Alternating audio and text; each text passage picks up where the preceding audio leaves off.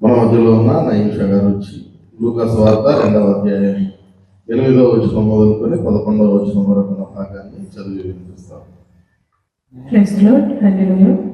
నేటి దినమునకై ఏర్పాటు చేయబడిన లేఖన భాగము లూకా సువార్త 2వ అధ్యాయము 8వ వచనం నుంచి 11వ వరకు చదువుకుంటాం. ఆ దేశములో కొందరు గొర్రెల కాపరులు పొలములో ఉండి రాత్రివేళ తమ మందను కాచుకొనుచుండగా ప్రభుదూత వారి యొద్దకు వచ్చి నిలిచెను. ప్రభు మహిమ వారి చుట్టూ ప్రకాశించినందున వారు మిక్కిలి భయపడి, అయితే ఆ దూత, భయపడుకుడి, ఇదిగో ప్రజలందరికీ కలగబోవు మహా సంతోషకరమైన వర్తమానమును నేను మీకు తెలియజేయుచున్నాను. దావీదు పట్టణమందు నేడు రక్షకుడు మీ కొరకు పుట్టి ఉన్నాడు. ఈయన ప్రభువైన క్రీస్తు.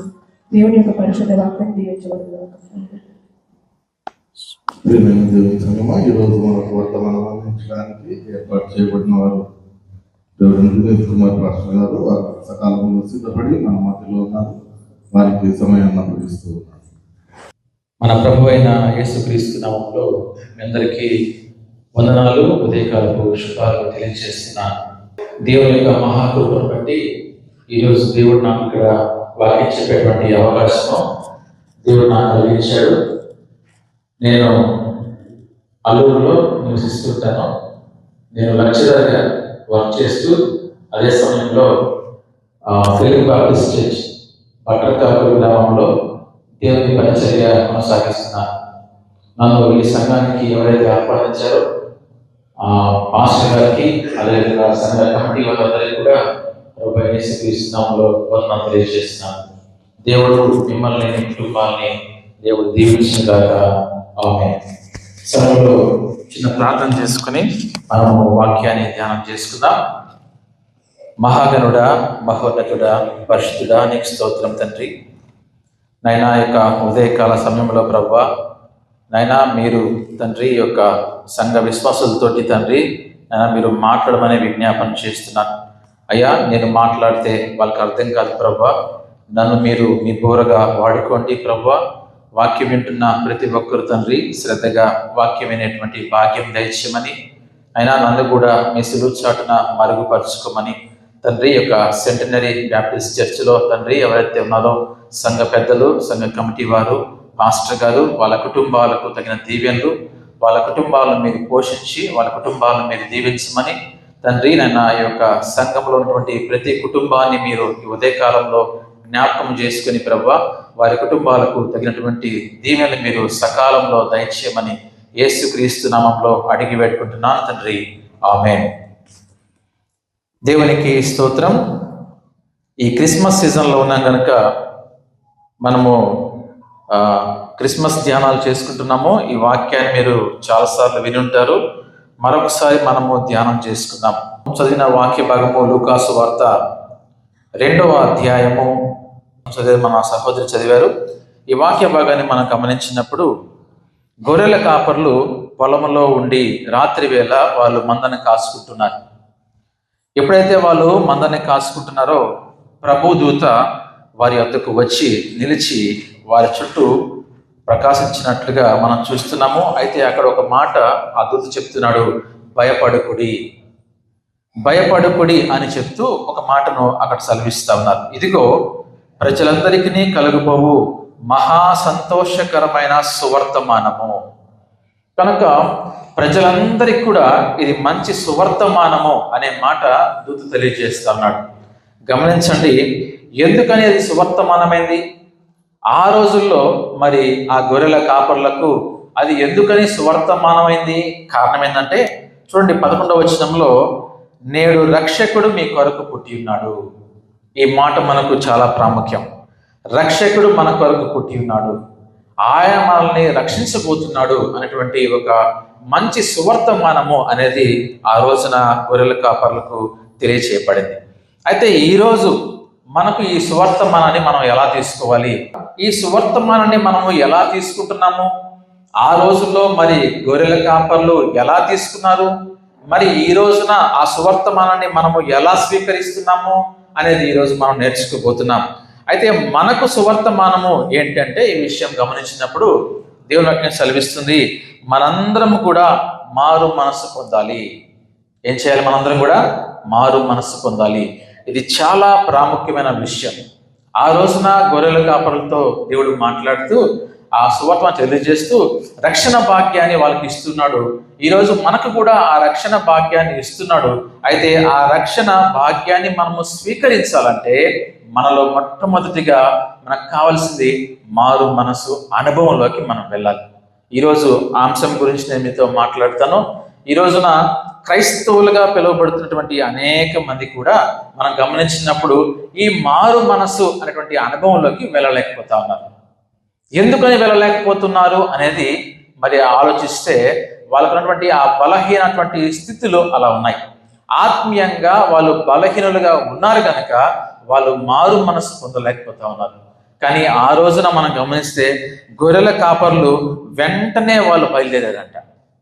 త్వరపడి బయలుదేరినట్టుగా మనం చూస్తున్నాం. దానికి కారణం ఏంటంటే ఆ గొర్రెల కాపరులలో కొంత దేవుని యొక్క భయము, అదే సమయంలో భక్తి కూడా వాళ్ళలో ఉన్నట్టుగా మనం చూస్తూ ఉన్నాం. చూడండి ఒకసారి మనము గమనించినట్లయితే మత్తయి సువార్త 3వ అధ్యాయము 2వ వచనాన్ని మనం చదువుకుందాము. ఇక్కడ నేను మీకు 2 అంశాలు చెప్తాను. మనము ఎందుకని మారు మనసు పొందాలి, అదేవిధంగా మారు మనసు పొందితే మనకు ఏమి కలుగుతుంది అనేది ఈ 2 విషయాలు నేను మీకు చెప్పి ముగిస్తాను. చూడండి, మొట్టమొదటిగా మత్తయి సువార్త 3వ అధ్యాయము 2వ వచనాన్ని మనం గమనించినప్పుడు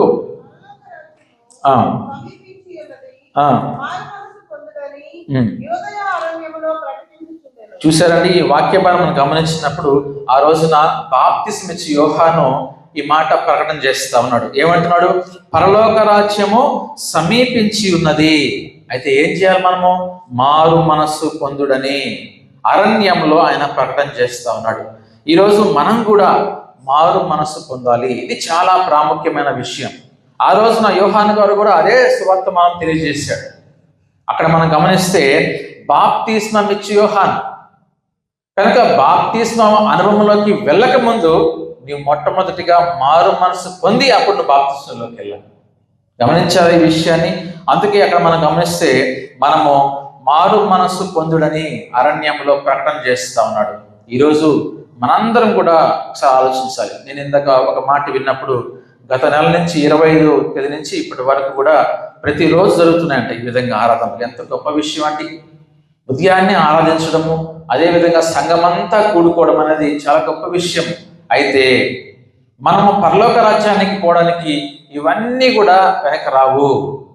మన యొక్క మనస్సు మాత్రమే మనల్ని పరలోకానికి తీసుకుని వెళ్తుంది అని నేను మీకు ఈరోజు తెలియజేస్తా ఉన్నాను. కనుక మనం ఈరోజు మారు మనస్సు అనేది ఎంతవరకు మనం కలిగి ఉన్నామో, మనం మారు మనస్సు పొందడానికి మరి సిద్ధపడి ఉన్నామా, లేకపోతే మనం మారు మనస్సు పొందున్నామా, మనం బాప్తిసం అనుభవంలోకి వెళ్ళున్నాం, కానీ మనలో మనసు ఎంతవరకు మారింది? ఈరోజు మనందరం కూడా ప్రశ్న వేసుకోవాలి. చూడండి, మరొక వాక్య భాగాన్ని గమనిద్దాము. మార్కు సువార్త 1వ అధ్యాయము 4వ వచనాన్ని మనం గమనించినప్పుడు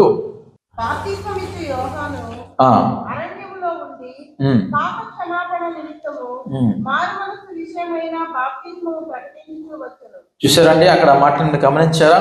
ఎందుకని మనం బాప్తిస్మం తీసుకోవాలి అని గమనిస్తే మనము బాప్తిస్మ ఇచ్చి యోహాను ఏమంటున్నాడు? పాప క్షమాపణ నిమిత్తం మనం మారు మనసు పొందాలి. ఈరోజు మనకు పాప క్షమాపణ కావాలి కనుక మన పాపాలు క్షమించబడాలి అంటే ఈరోజు మన కొరకు యేసయ్య ఈ లోకానికి వచ్చాడు, సిలువలో మరణించాడు, తిరిగి లేచాడు, ఆయన పరలోకంలో ఉన్నాడు, మన కొరకు ఆయన స్థలం సిద్ధపరుస్తున్నాడు, మంచిదే. అయితే ఈరోజు ఎంతమంది ఈరోజు మారు మనసు కలిగి జీవిస్తూ ఉన్నారు? ఎంతమంది ఈరోజు లోకాన్ని పక్కన పెట్టి దేవుని కొరకు బ్రతుకుతూ ఉన్నారు? ఒకసారి మనందరం ఆలోచించుకోవాలి. ప్రభునందు ప్రియమైన దేవుని బిడ్డలారా, దేవుని వాక్యం సెలవిస్తూ ఉంది, మనకు పాప క్షమాపణ రావాలి. నీ పాపాలు క్షమించబడాలంటే నువ్వు మొట్టమొదటిగా మారు మనసు పొందాలి. కాబట్టి మనము ఎంత వరకు మనం మారు మనసు కలిగి ఉన్నాము? ఎందుకని మనం చూస్తే మనము బాప్తిస్మ విషయమై మనం బాప్తిస్మలోకి వెళ్ళాలంటే మొట్టమొదటిగా ఈ స్టెప్ తీసుకోవాలి. కానీ ఈ రోజున రకరకాల మనం చూస్తున్నాం బ్యాప్టిజాలు, మ్యారేజ్ కొరకు బాప్తిజము, ఇవన్నీ మనం గమనించినప్పుడు అక్కడ మారు మనసు ఉంటుందండి? ఎలా ఉంటుంది? మారు మనసు ఉండదు. మారు మనసులు తీసుకున్న తర్వాత నువ్వు తీసుకోవాల్సినటువంటి ఆ బ్యాప్టిజం అనేది ఈరోజు చాలా మంది, అంటే నేను అందరి గురించి మాట్లాడడం లేదు, కొంతమంది మనం గమనించినప్పుడు ఇలాంటి పరిస్థితుల్లో ఉన్నారు. ఈరోజు వాళ్ళ కొరకు ఈ వాక్యం. ఎందుకంటే మనము దేవుల్లో జీవిస్తున్నాము అంటే మనం మారు మనసు కలిగి మనం బ్రతకాలి. మన మనస్సును మార్చుకోవాలి. మన మనస్సు స్థిరంగా ఉండాలి దేవునిలో. ఈరోజు దేవుని వాక్యాన్ని వింటాము. ఆ వాక్యం వింటున్న ఆ కొంతసేపు మనలో తెలియనటువంటి ఒక భయము మనలో ఉంటుంది. ఆ వాక్యం విని మళ్ళీ బయటకు వెళ్ళిపోయిన తర్వాత యథావధి జీవితం. ఈ రోజున చాలా మంది క్రైస్తవులు చూస్తున్నాం. ప్రభునందు ప్రియమైన దేవుని బిడ్డలారా, నేను నా జీవితంలో నేను దేవునిలోకి రాకముందు నా జీవితం కూడా అలానే ఉండేది. ఎప్పుడైతే నేను దేవునిలోకి వచ్చి వాక్యము ప్రకటిస్తూ అనేక మంది యవనస్తుల మధ్య సేవా పరిచయం చేస్తున్నప్పుడు నన్ను నేను సిద్ధపరుచుకున్నాను దేవుని కొరకు. దాదాపుగా 14 సంవత్సరాల నుంచి నేను దేవుని సేవలో కొనసాగుతున్నాను. ఎక్కడ కూడా దేవునికి వ్యతిరేకమైన కార్యాలు చేయకుండా దేవుని కొరకు బ్రతుకుతూ ఈరోజు అనేక ప్రాంతాల్లో దేవుని వాక్యాన్ని అందిస్తూ సువార్తను ప్రకటిస్తూ ముందుకు వెళ్తున్నానంటే కేవలము కారణము మారు మనసు అనుభవము. మనము వాక్యాన్ని ప్రకటించడం అనేది ఎవరైనా ప్రకటిస్తారు, వాక్యాన్ని అనేక మంది కూడా వింటారు. కానీ ఈ వాక్యాన్ని మనం ప్రకటిస్తున్నాము, వాక్యాన్ని వింటున్నాము, ఈ రెండు బాగున్నాయి. అయితే మనలో మనసు ఎంతవరకు మార్చుకొని ఉన్నామో, మనలో ఎంతవరకు మనసు అనేది నిగ్రహంగా ఉంది అనేది ఈరోజు మనం ఉదయకాలంలో ఆలోచించాలి. చాలా చాలా ప్రాముఖ్యమైనటువంటి విషయం ఇది. ఈరోజు మనం క్రిస్మస్ జరుపుకుంటున్నాం, అనేక మంది కూడుకుంటున్నాం, ఈ విధంగా దేవుణ్ణి ఆరాధిస్తున్నాం. దేవుని కృపను బట్టి మీ సంఘంలో ఈరోజు ప్రతిరోజు ఉదయకాలంలో దేవుడు మీకు ఆత్మీయ ఆహారము ఒక నెల మీకు కంటిన్యూగా ఇస్తున్నాడు. దేవుడు అంటే ఎంతో మీకు భాగ్యం అన్నది. ఆ వాక్యాన్ని నిజంగా మీరు 25 రోజులు ఈ వాక్యాన్ని ప్రతిరోజు మీరు నెమరు వేసుకున్నట్లయితే మీరు ఎంత భాగ్యవంతులు. ఆ వాక్యాన్ని వినడం కాదు, కానీ నువ్వు మారు మనసు అనుభవంలోకి వెళ్ళాలంటే ఆ వాక్యం నీలోకి చేర్చబడాలి. అది నీ హృదయంలో నువ్వు దాచుకోవాలి, నీ జీవితంలో దాన్ని నువ్వు అన్వయించుకోవాలి. అప్పుడు నువ్వు మారు మనసు అనుభవంలోకి వెళ్తావు.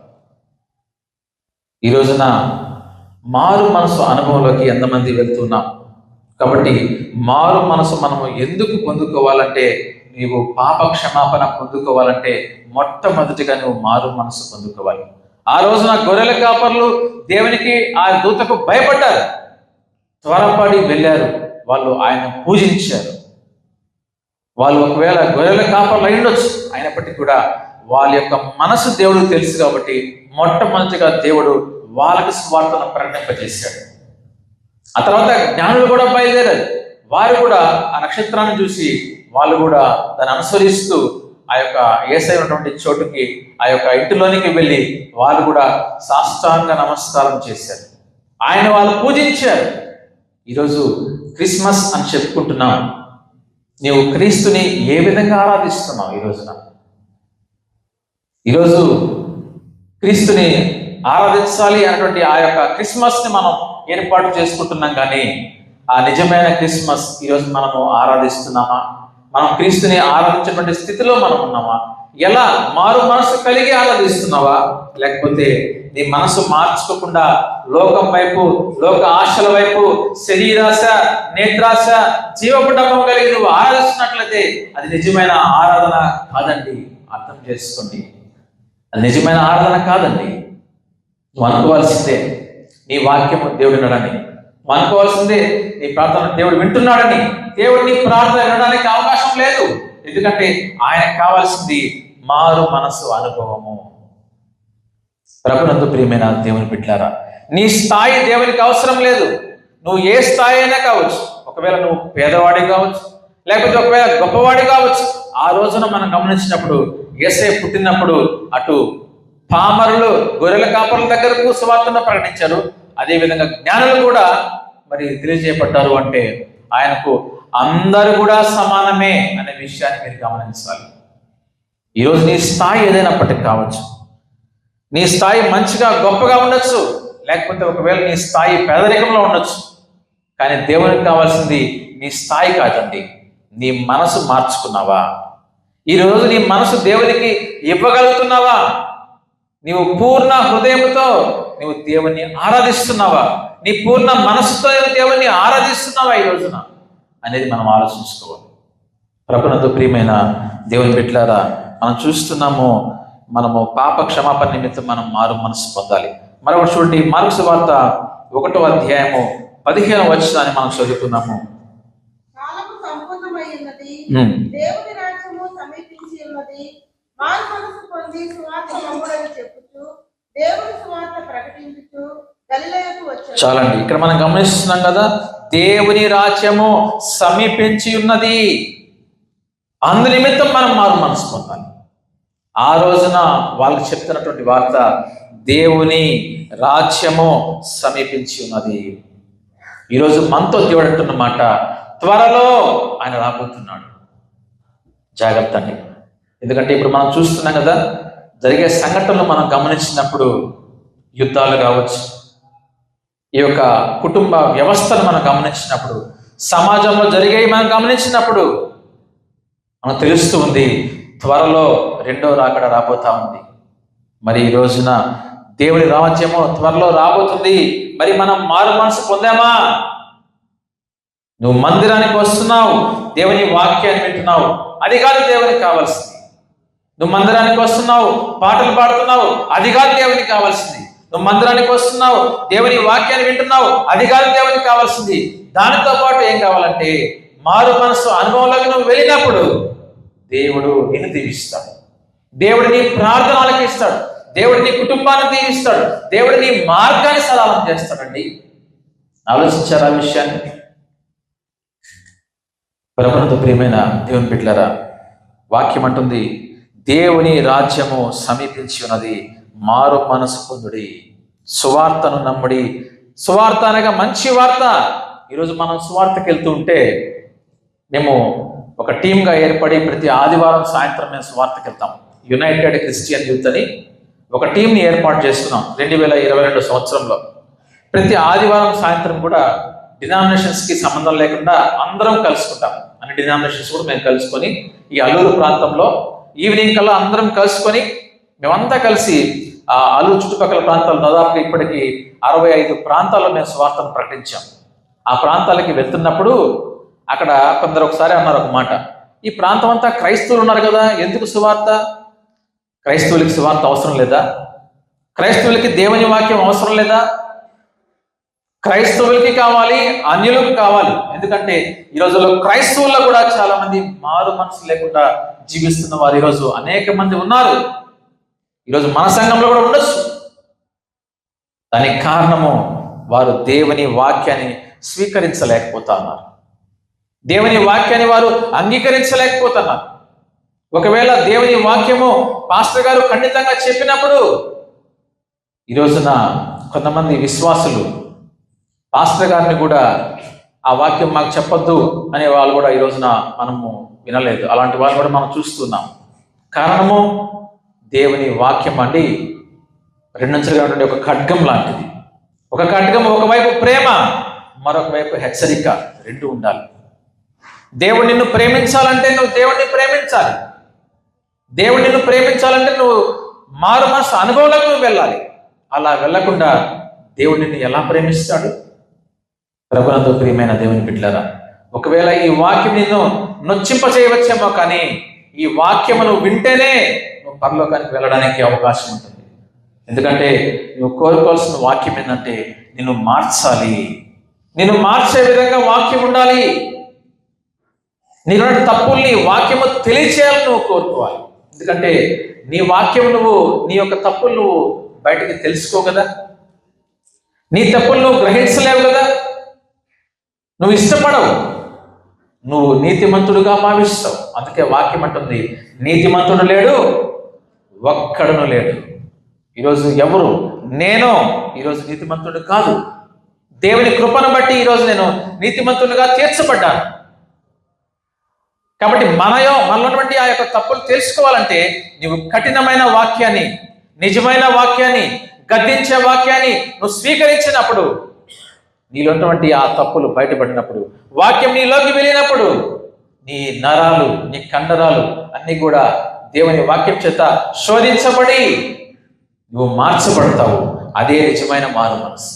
హల్లెలూయా, దేవునికి స్తోత్రం. ప్రభువునందు ప్రియమైన వాళ్ళరా, మరొక వాక్యాన్ని గమనిద్దాము. 2వ పేతురు పత్రిక 3వ అధ్యాయము 9వ వచనాన్ని మనం చదువుకుందాం. ఏంటంటే అక్కడ గమనించారా? ఎవరు కూడా నశించిపోకూడదు, అందుకోసమే మనకు మారు మనసు అవసరం. ఈరోజు రెండో రాకడ ఆలస్యం అవుతా ఉంది, మనం వింటున్నాం. నేను చిన్నప్పటి నుంచి వింటున్నా, ఇదిగో దేవుడు త్వరగా వస్తున్నాడు, రావట్లే. ఎందుకని? ఆయన చెప్పే వాగ్దానం అబద్ధం కాదు, ఆయన వస్తాడు. ఆలస్యానికి కారణం ఏంటంటే ఎవరు నశించిపోకూడదు. ఈరోజు మనందరం నిరీక్షణ ఒకటే కదండి, మనందరం పరలోకంలో చేరాలి. ఈరోజు మన నిరీక్షణ మనందరం పరలోకంలో చేరాలంటే మనందరం మార్చబడితేనే ఒక రోజున మనందరం పరలోకంలో చేరుంటాం. లేకపోతే మనలో మారు మనసు అనుభవం లేనట్లయితే మనం ఏ విధంగా పరలోకంలో చేరుతామండి? మారు మనసు చాలా అవసరం. ఈ రోజున మన మనసును మార్చుకోవాలి. మన రాతి గుండె మాంసపు గుండెగా మార్చబడాలి.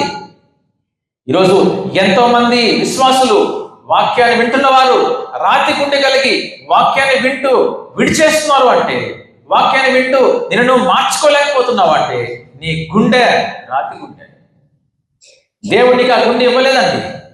దేవుడు ఇచ్చింది నీ గుండె మాంసపు గుండె నీకు దేవుడు ఇచ్చాడు. నువ్వు వాక్యాన్ని స్వీకరించాలి. నిన్ను మార్చుకోవాలి. ఈరోజు నేను కాలేజీలో వర్క్ చేస్తున్నప్పుడు అనేక మంది స్టాఫ్ మధ్యలో నేను ఉంటున్నప్పుడు నేను ప్రత్యేకంగా జీవిస్తాను. నా ప్రవర్తన విషయంలో నేను ప్రత్యేకంగా జీవిస్తాను. దానికి కారణము దేవుని యొక్క వాక్యానికి భయపడతాను. నేను గృహంలో ఒకలాగా, మందిరంలో ఒకలాగా, మరి పనిచేస్తున్నటువంటి ప్రాంతంలో ఒకలాగా ఉండడం నాకు ఇష్టం లేదు. అట్లని 100% నేను దేవునిలో జీవించడానికి కాదు, కానీ కొంత మటుకు నేను జీవించినప్పటికీ ఆ కొంత మటుకు దేవునికి నమ్మకంగా జీవిస్తున్నానని మీకు ధైర్యంగా చెప్పగలను. ఎందుకంటే నేను పనిచేసేది ఇక్కడే విడవలూరు ప్రాంతంలో పనిచేస్తున్నాను. కాబట్టి మీరు ఎప్పుడైనా మీకు తెలుసుకోవచ్చు కదా. ఎందుకు చెప్తాం ధైర్యంగా అంటే కారణం ఏంటంటే మనము దేవుని బిడ్డలము గనక, మనము దేవుని కొరకు బ్రతకాలి గనక, మనం నశించిపోవడం ఆయనకి ఇష్టం లేదు కనుక మనం అందరం కూడా మారు మనసు పొందాలి. అలా మనం మారు మనసు పొందకపోతే ఇలాంటి క్రిస్మస్లు ఎన్నైనా వస్తాయి, ఇలాంటి వాక్యాలు మనం ఎన్నైనా వింటాము, ఇలాంటి న్యూ ఇయర్ ఎన్నైనా వస్తుంటాయి. కానీ గుర్తుపెట్టుకోండి, నువ్వు దేవుని వాక్యాన్ని స్వీకరించక నిన్ను మార్చుకోకపోతే నువ్వు పోయేది మాత్రము పరలోకానికి కాదు అనే విషయాన్ని మీకు తెలియజేస్తా ఉన్నాను. ఈరోజు గత 2021లో కరోనా వచ్చిందండి. అనేక మంది చనిపోయారు. మా బంధువులు కూడా అనేక మంది చనిపోయారు. ఆ టైంలో మనకు పాప క్షమాపణ సమయం ఉంటుందంటారా? చాలా కష్టం అండి. ఆలోచించండి. ఈరోజు మీతో దేవుడు మాట్లాడుతున్నాడు. ఈరోజు మనం ఎలా జీవిస్తున్నాం, మన జీవిత విధానం ఎలా ఉంది? నువ్వు మందిరానికి వస్తున్నప్పుడు నువ్వు ఒకసారి పరీక్షించుకుంటున్నావా? ప్రతి నెల మనం తీసుకుంటున్నాము ప్రభు బల్ల ఆరాధన, నువ్వు చెయ్యి ఏ విధంగా వేస్తున్నావు? అక్కడ వాక్యం సెలవిస్తా ఉంది, అయోగ్యంగా వేసినడలా నీవు శిక్ష అర్హుడవు అనే మాట మనం చూస్తున్నాం. అయినప్పటికీ ఎంతమంది ఈరోజు అయోగ్యంగా వేయడం లేదండి? కారణం ఒకటే, వాళ్ళకి మారు మనస్సు అనుభవం లేదు.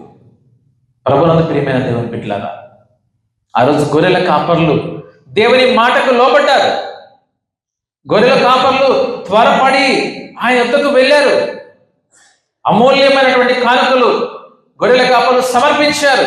అదేవిధంగా జ్ఞానవంతులండి, ఈరోజు నీ జ్ఞానాన్ని బట్టి ఒకవేళ గర్విస్తున్నావేమో, నీ జ్ఞానము ఎంత తక్కువ అంటే గమనించండి. దేశం మొత్తానికి జ్ఞాని వాళ్ళు, ఆ దేశం మొత్తానికి ఒక జ్ఞానవంతులు, వాళ్ళు కూడా వచ్చి దేవుని దగ్గర సాష్టాంగ నమస్కారం చేశారంటే ఈరోజు మన ఉద్యోగము, మన జ్ఞానము ఏ స్థాయిలో ఉందో ఆలోచించండి. తనను తాను తగ్గించుకునేవాడు హెచ్చింపబడను. తగ్గించుకోవాలి. మన స్థాయి ఏదైనప్పటికీ కావచ్చు, మనం తగ్గించుకొని మారు మనసులోకి వెళ్ళినప్పుడు, అనుభవంలోకి వెళ్ళినప్పుడు దేవుడు నిన్ను బలవంతుని చేతిలో బాణంలాగా మిమ్మల్ని వాడుకుంటాడండి. ఈరోజు ప్రభునందు ప్రియమైన దేవుని బిడ్డలారా, ఈ యొక్క సంఘము ఎంతో దీవించబడిన సంఘం. ఇక్కడ ఎంతో మంది కూడా సంఘ కాపరులు ఇక్కడ పనిచేయాలని ఆలోచిస్తారు. ఎందుకంటే ఒక పెద్ద సంఘము, అనేక మంది క్రైస్తవ బిడ్డలు ఇక్కడికి వచ్చి దేవుణ్ణి ఆరాధిస్తారు. అటువంటి ఒక చరిత్ర ఈ సంఘానికి ఉందండి. అటువంటి సంఘంలో మీరు సంఘ సభ్యులుగా ఉన్నారంటే దేవుడు మీకు ఇచ్చినటువంటి భాగ్యము. ఆ భాగ్యాన్ని మీరు ఏ విధంగా మరి తీసుకుంటున్నారో, రిసీవ్ చేసుకుంటున్నారు అనేది ఒకసారి మనం ఆలోచించుకోవాలి. తర్వాత చూడండి, మరొక వాక్య భాగంలోకి వెళ్ళిపోదాము. మరి మారు మనసు పొందితే దానివల్ల లాభం ఏంటి? ఇది మీకు తెలిసిన వాక్య భాగమే, మనం చూద్దాము. లూకా సువార్త 15వ అధ్యాయము 10వ వచనాన్ని గమనిద్దాం. మనకు ఎప్పుడైతే మనం మారు మనసు పొందుతామో అప్పుడు పరలోకంలో సంతోషం అనేది ఉంటుంది. గమనించారా? ఈరోజు మనం ఎవరైతే మారు మనసు పొందుతారో, బాప్తిసం తీసుకుంటారో, ఆ రోజు నీ నిమిత్తము పరలోకంలో సంతోషం ఉంటుంది. కానీ మనం మారు మనసు పొందినట్టుగానే ఉంటున్నాము, మళ్ళీ ఆ పరలోకంలో దుఃఖాన్ని తీసుకొని వస్తున్నాము. కారణము మళ్ళీ తిరిగి మనము లోకం వైపు వెళ్ళిపోతున్నాము. అలా ఉండకూడదండి. ఒక నిర్ణయం తీసుకోవాలి. మనం సంవత్సరము ఈ చివరిలో ఉన్నాం, 2025 డిసెంబర్ చివరి వారంలో ఉన్నాం. ఒక నిర్ణయం తీసుకోండి. అయ్యా, నీ కొరకు జీవిస్తాను, నీ కొరకు బ్రతుకుతానయ్యా, ఒక నిజమైన క్రైస్తవుడిగా. వాక్యం అంటుంది, నీవు లోకానికి వెలుగై ఉన్నావు అని దేవుని వాక్యం సెలవిస్తాం. ఈరోజు మనం ఇతరులకు మార్గం చూపించేటువంటి స్థితిలో మనం ఉన్నామా? వాక్యం అంటుంది, నీవు లోకానికి ఉప్పై ఉన్నావు. క్రైస్తవుడా, నీవు లోకానికి ఉప్పై ఉన్నావు. ఈరోజు మనము ఉప్పై ఉంటున్నామా? మనల్ని బట్టి ఈరోజు అనేక మంది దేవుని దగ్గరికి వస్తున్నారా అనే విషయాన్ని మనం ఆలోచించినప్పుడు, రాలేకపోతున్నారు అంటే నీలో మారు మనసు అనుభవం లేదు. ఈరోజు మనం గమనించినప్పుడు లోకంలో ఉన్న వారికంటే కూడా మనము ప్రత్యేకించబడినటువంటి వారు. గమనించారా ఆ విషయాన్ని మీరు? మనం ప్రత్యేకించబడ్డాము. లోకంలో ఉన్నటువంటి వారితో మనం సమానులం కాము. అందుకే అంటాడు, రాజులైన యాజక సమూహము మనం ఈ రోజున. అది రాజులైన యాజక సమూహంగా ఉండాలంటే మనము మారు మనసు అనుభవంలోకి వెళ్ళాలి కదా. గొర్రెల కాపురులాగా మనం దేవుని ఆరాధించాలి కదా. జ్ఞానులాగా మనం దేవుని ఆరాధించాలి కదా. అలా మనం ఆరాధించినప్పుడు మనము దేవుని బిడ్డలుగా ఎలా పిలువబడతాం? పరలోకంలో నీ నిమిత్తము సంతోషము మారుమోగాలంటే నువ్వు ఇక్కడ మారు మనసు పొందినప్పుడు దేవుని దూతలు అక్కడ ఆర్భాటముతో నిన్ను గూర్చి సంతోషిస్తారండి. ఆ సంతోషము ఎంతకాలం మనం ఉంచగలుగుతున్నాం పరలోకంలో? ఆలోచించండి. ప్రభునందు ప్రియమైన దేవుని బిడ్డలారా, నేను మరొక 2 వాక్యాలు చదివి ముగిస్తాను. నాకు ఇచ్చిన సమయం అయిపోతుంది కనుక అపోస్తల కార్యములు 2వ అధ్యాయము 38వ వచనం చదవండి. అపోస్తల కార్యములు 2వ అధ్యాయము 38వ వచనం చదవండి. మీరు మారు మనసు పొంది పాప క్షమాపణ నిమిత్తము ప్రతివాడు యేసుక్రీస్తు నామమున బాప్తిస్మము పొందుడి.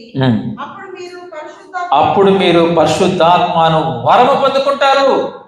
గమనించారండి ఈ వాక్యము? మారు మనస్సు కలిగి నువ్వు బాప్తిసం తీసుకోవాలి. మారు మనస్సు కలిగి నువ్వు బాప్తిసం తీసుకోవాలి. ఎందుకు అలా అంటే పరిశుద్ధాత్మ అనేటువంటి వరమును పొందుకోవాలి కదండి. ఆ వరము అంటే ఏంటంటే గిఫ్ట్ అందరికి ఉంటుందా? అందరికి దేవుడు గిఫ్ట్ ఇవ్వడండి.